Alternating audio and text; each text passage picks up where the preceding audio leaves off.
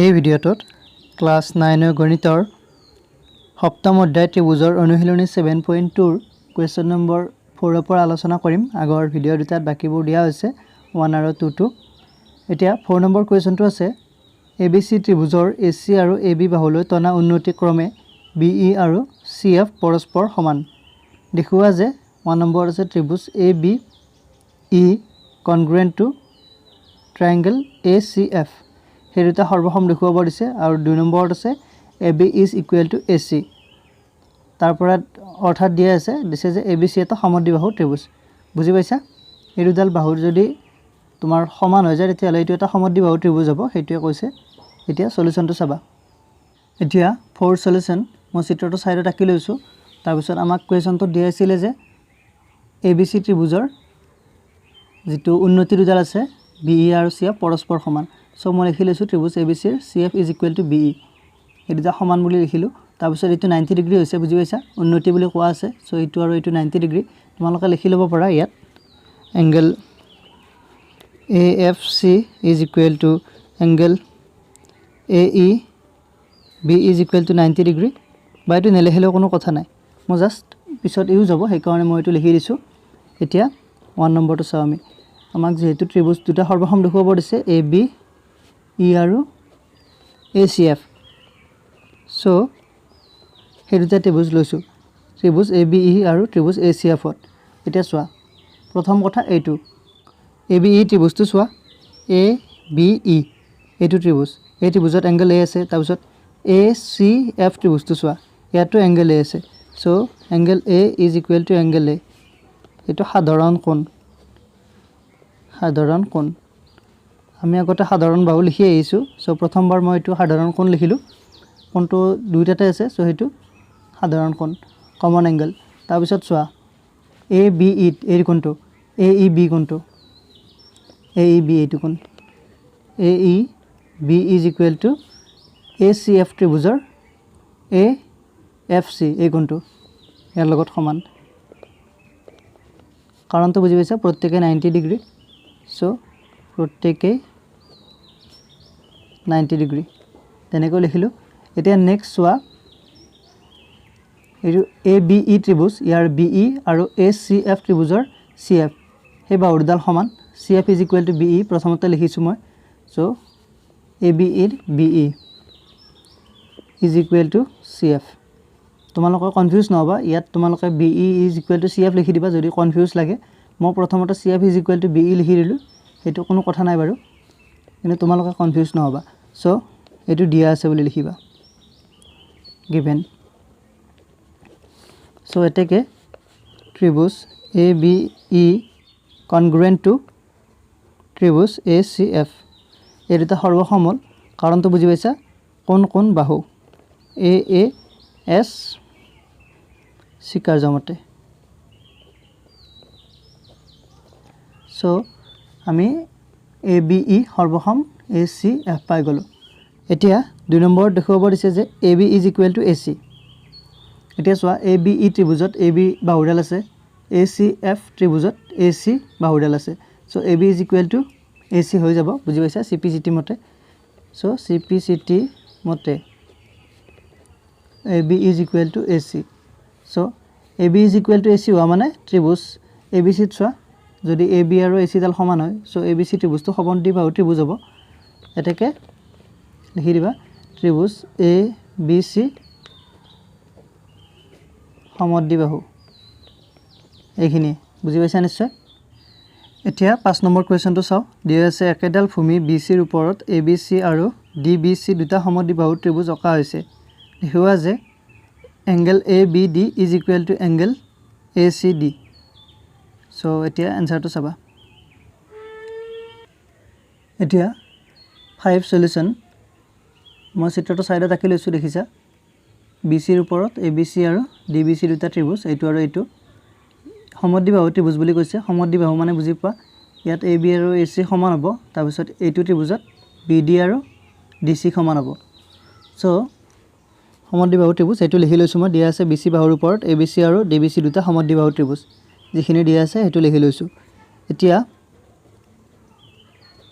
ত্ৰিভুজ ABC ত্ৰিভুজ এ B চিত চোৱা A B is equal to A C চিত্ৰৰ পৰা এইটো আৰু এইটো সমান যেহেতু সমদ্বিবাহু চ' তাৰ পৰা আমি লিখিব পাৰোঁ যে এতেকে এংগেল এ বিৰ বিপৰীত কোণটো হ'ব এইটো কোণ A C B angle A C B is equal to A চিৰ বিপৰীত কোণটো এইটো বিটো A B C angle A B C কাৰণটো হ'ব সমান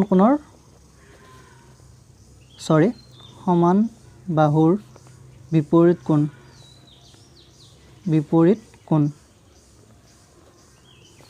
এতিয়া ইয়াত লিখি দিব লাগিব সমদ্বিবাহু বুলি সমদ্বিবাহু ত্ৰিভুজৰ ইয়াৰ আগত লিখি দিবা সমান বাহুৰ বিপৰীত কোণ চ' এই দুটা পাই গ'লো একেদৰে সিমিলাৰলি আমি এইটো ত্ৰিভুজ ল'ম ত্ৰিভুজ বি ডি চিত B D is equal to D C so' তাৰ পৰা আমি লিখিব পাৰিম এতেকে এংগেল ইয়াৰ বি ডিৰ বিপৰীত কোণটো চাবা বি ডিৰ বিপৰীত কোণ এইটো আৰু এইটো ইকুৱেশ্যন নম্বৰ 1 দিবা তোমালোকে চ' বি ডিৰ বিপৰীত কোণটো এইটো চ' বি চি ডি এতেকে angle B C D is equal to D চিৰ বিপৰীত কোণ চাবা এইটো B so' D B C angle D B C ইয়াত ইকুৱেশ্যন নম্বৰ 2 দিলোঁ কাৰণটো ছেম হ'ব ইয়াত সমদ্বিবাহু ত্ৰিভুজৰ সমান বাহুৰ বিপৰীত কোণ কাৰণটো ছেম হ'ব এইটো লিখি দিবা তোমালোকে ইয়াত এতিয়া আমি 1+2 কৰি দিম এতেকে 1+2 ইমপ্লাইজ চ' এইটো কোণ আৰু এইটো কোণ যোগ হৈ যাব এইটো কোণ আৰু এইটো কোণ যোগ হৈ যাব যোগ হোৱাটো বুজি পোৱা সমীকৰণ দুটা যোগ কৰিলে সমীকৰণৰ সোঁফালৰ লগত আৰু বাওঁফালৰ লগত যোগ হয় চ' ইয়াত সোঁফালটো এইটো আৰু এইটো যোগ হ'ব এইটো আৰু এইটো যোগ হ'ব বুজি পাইছা চ' 1+2 কৰিছোঁ 1টো হ'ব এংগেল এ চি বি তাৰপিছত এইটো 2 লগত এইটো হ'ব plus angle B C D is equal to এইটোৰ লগত এইটো angle A B C plus angle D B C implies A C B plus B C D চোৱা এ চি বি এইটো আৰু নেক্সট বি চি ডি এইটো চ' A C B আৰু B C D লগ লাগিলে হ'ব এংগেল এ চি ডি আৰু নেক্সটটো চোৱা এ বি চি আৰু D B C angle A B C এইটো কোণ এইখিনি তাৰপিছত ডি বি চি এইখিনি চ' এইটো হ'ব এংগেল এ বি ডি বুজি পাইছা এইটোৱে দেখুৱাব দিছিলে কেৱল কিতাপত এনেকৈ আছে angle A B D is equal to angle A C D আছে চ' এইখিনিয়ে দেখুৱাব দিছে চ' শেষত লাইন লিখি দিবা দেখুওৱা হ'ল এতিয়া চোৱা তোমালোকে এইখিনিত যদি অলপ উলট পালট কৰা তেতিয়া গোটেইখিনি খেলি মেলি হৈ যাব এ বি চি ত্ৰিভুজৰ মই এ বি বাহু লৈছোঁ তাৰপিছত এ চি লৈছোঁ ঠিক তেনেকৈ বি ডি চি ত্ৰিভুজত মই প্ৰথম বি ডি লৈছোঁ তাৰপিছত ডি চি লৈছোঁ এইডাল আৰু এইডাল তাৰপিছত ইয়াৰ বিপৰীত কোণটো এইটো লিখিছোঁ প্ৰথম ইয়াৰ বিপৰীত কোণটো এইটো ছেকেণ্ডত লিখিছোঁ ইয়াতো ইয়াৰ বিপৰীত কোণটো লিখিছোঁ তোমালোকে যদি এইটো যদি আকৌ ওলোটাকৈ লিখি দিয়া তেতিয়াহ'লে যোগ কৰিলে তোমালোকৰ নিমিলিব উলট পালট হৈ যাব তোমালোকে সেইকাৰণে যোগ কৰাৰ আগতে ভালদৰে চাবা যে এইটো কোণ আৰু এইটো কোণ যোগ হৈছে নে নাই চ' তোমালোকে এইটো ভালদৰে লিখিবা এইটো গুৰুত্ব দি চাবা এইটো হ'ল এতিয়া আমি সেইটো আকৌ বেলেগ নিয়মতো কৰিব পাৰিম দুটা ধৰণে কৰিব পাৰোঁ সেই কুৱেশ্যনটো চ' মই দুয়োটা ধৰণে কৰি দিম তোমালোকক বুজাই দিম যে কেনেকৈ কৰিব পাৰি প্ৰথম চিত্ৰটো আঁকি ল'ব লাগিব ছেমকৈ তোমালোকে আঁকি ল'বা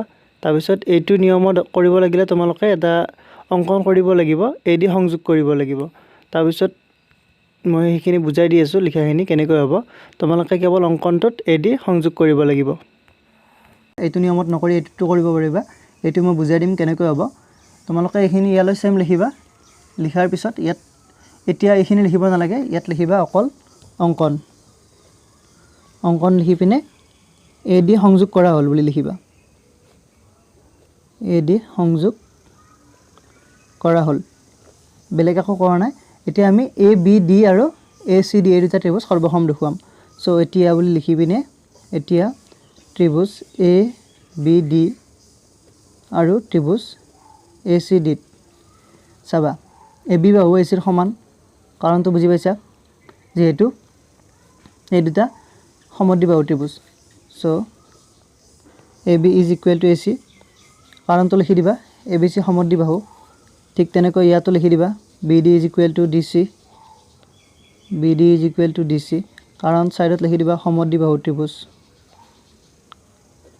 ত্ৰিভুজ ABC সমদ্বিবাহু। মইখিনি অলপ ঠেক হৈছে, তোমালোকে ভালদৰে লিখিবা। ইয়াত লিখিবা ত্ৰিভুজ BDC সমদ্বিবাহু। তাৰপিছত AD ডাল সাধাৰণ বাহু, AD is equal to AD, সাধাৰণ বাহু কমন সাইড। বুজি পাইছা? এটাকে এই দুটা ত্ৰিভুজ সৰ্বসম হৈ যাব। এটাকে triangle ABD congruent to triangle ACD, বাহু বাহু বাহু শিকাৰ্য মতে। যেহেতু এইটো ত্ৰিভুজ আৰু এইটো ত্ৰিভুজ সৰ্বসম হ'ল, সৰ্বসম হোৱাৰ লগে লগে ইহঁতৰ সকলোবোৰ অংগ সমান হৈ যাব। সো এটাকে CPCT মতে, CPCT মতে লিখি দিবা angle ABD is equal to angle ACD, এইটো কোণ আৰু এইটো কোণ সমান হৈ যাব CPCT মতে। এতিয়া মোৰ হিচাপত এই নেক্সট যেটো প্ৰসেস আছে এইটো পদ্ধতি তোমালোকৰ বাবে সহজ হ'ব। ইচ্ছা কৰিলে তোমালোকে এইটো কৰিব পাৰিবা, একে কথা তোমালোকে যেটো সহজ পোৱা সেইটোত কৰিবা। আজি ভিডিওটো দেখিনে, যদি ভিডিওটো ভাল লাগিছে লাইক কৰিবা, কমেন্ট কৰিবা, শেয়াৰ কৰিবা, আৰু তোমালোক যদি মোৰ চেনেলটোত নতুন তেতিয়ালে চেনেলটো সাবস্ক্ৰাইব কৰি লবা। Thank U.